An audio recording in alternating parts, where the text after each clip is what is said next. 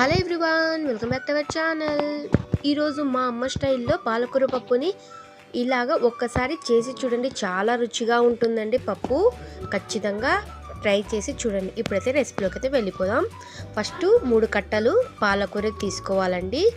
పాలకూరని తీసుకొని ఇలాగ ఒలిచి పెట్టుకోవాలి. చూడండి, ఈ విధంగా మొత్తం ఒలిచి పెట్టుకోవాలి. ఇప్పుడు ఈ పాలకూరని 2 సార్లు శుభ్రంగా కడగాలి. చూడండి, కడిగిన తర్వాత చూపిస్తున్నాను. ఇప్పుడు కాసేపు పక్కన పెట్టుకోవాలి. ఇప్పుడు 1 కప్పు కందిపప్పుని తీసుకొని కుక్కర్లో వేసుకోవాలి.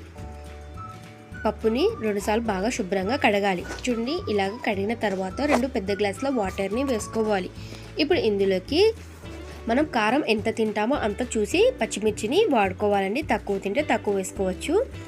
ఇక్కడ నేను 2 పెద్ద సైజు టమాటాలని కట్ చేసి పెట్టుకున్నాను. అలాగే 1 ఉల్లిపాయ కట్ చేసి పెట్టుకోవాలి. కొద్దిగా చింతపండుని తీసుకొని ఇప్పుడు వీటన్నిటిని కుక్కర్లోకి వేసుకోవాలి. ఇప్పుడు ఇందులోకి 1/2 స్పూన్ పసుపుని వేసుకోవాలి. ఇప్పుడు ఇందులోకి పాలకూరని వేసుకోవాలి. చూడండి, ఇలాగా పాలకూర మొత్తం వేసుకున్న తర్వాత కుక్కర్కి మూత పెట్టుకోవాలి. ఇలాగా ఒక 5 విజిల్ వచ్చేంత వరకు ఉడికించుకోవాలి. చూడండి, ఒక 5 విజిల్ వచ్చిన తర్వాత నేను చూపిస్తున్నాను.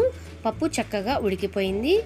ఇప్పుడు పప్పులోంచి కట్టుని సపరేట్గా తీసుకోవాలి. కట్టు అసలు పడేయకూడదు. ఇప్పుడు ఇందులోకి 2 స్పూన్ల ఉప్పుని వేసుకొని పప్పుని బాగా రుబ్బుకోవాలి.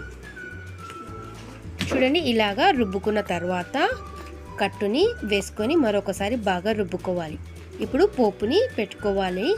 పోపు కోసం 1 ఉల్లిగడ్డను తీసుకొని ఇలా కట్ చేసి పెట్టుకోవాలి. అలాగే 5-6 ఎండుమిర్చి, అలాగే 7-8 వెల్లుల్లి రెబ్బల్ని కచ్చాపచ్చగా దంచి పెట్టుకోవాలి. అలాగే కొంచెం కరివేపాకుని వేసుకోవాలి. ఇప్పుడు స్టవ్ వెలిగించుకొని కడాయి పెట్టుకొని 3 పావుల ఆయిల్ని వేసుకోవాలి. ఆయిల్ మంచిగా హీట్ అయిన తర్వాత ఇప్పుడు ఇందులోకి కచ్చాపచ్చగా దంచి పెట్టుకున్న వెల్లుల్లి రెబ్బల్ని వేసుకోవాలి. ఇవి లైట్గా ఫ్రై అయిన తర్వాత ఇప్పుడు ఇందులోకి పోపు దినుసులను వేసుకోవాలి. పోపు దినుసులు చిటపటలాడిన తర్వాత ఇందులోకి ఉల్లిపాయ ముక్కల్ని వేసుకోవాలి. ఉల్లిపాయలు మంచిగా ఫ్రై అయిన తర్వాత ఇందులోకి కరివేపాకు, ఎండుమిర్చిని వేసుకొని మంచిగా ఫ్రై చేసుకోవాలి. చూడండి, పోపు చక్కగా వేగిపోయింది. ఇప్పుడు ఇందులోకి పప్పుని వేసుకోవాలి. వేసుకొని బాగా కలుపుకోవాలి.